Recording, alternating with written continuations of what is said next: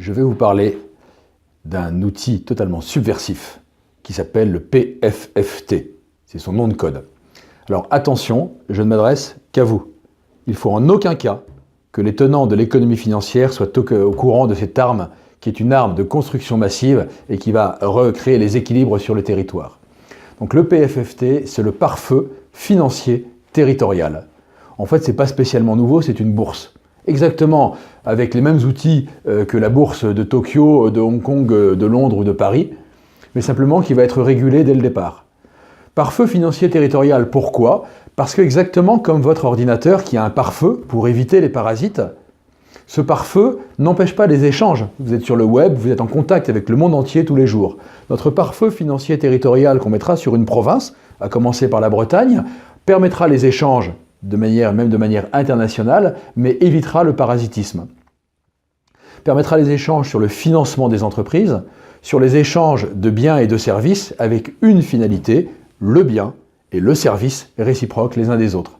Alors cette régulation, elle se fait parce que les capitaux seront locaux, parce que les investissements seront locaux et parce que nous avons un outil de rating que nous développons actuellement qui n'est pas le triple A sur la rentabilité ou le risque financier de l'entreprise dans laquelle nous investissons, mais qui est la compatibilité avec les systèmes vivants. Et donc toutes les entreprises sur lesquelles nous allons travailler seront résilientes parce qu'elles seront en accord avec les systèmes vivants.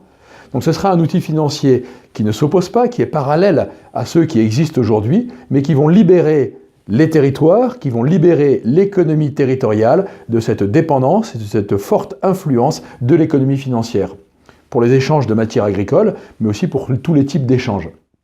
Alors, évidemment, on me dit qui est-ce qui va investir dans ce type d'outils, mais vous avez des gens qui investissent aujourd'hui sur des outils comme le livret A à 0,75%, c'est énorme, ce sont des dizaines de milliards d'euros le capital investi par les particuliers, par les citoyens ou par les entreprises au sein des territoires.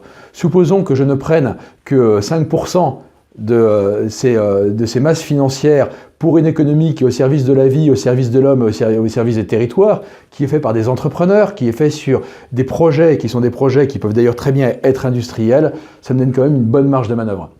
Et avec ça, nous allons pouvoir libérer véritablement les territoires pour que ce qui va décider de l'économie territoriale ne soit pas une main plus ou moins invisible, mais qui soit véritablement la volonté des hommes, des femmes d'un territoire.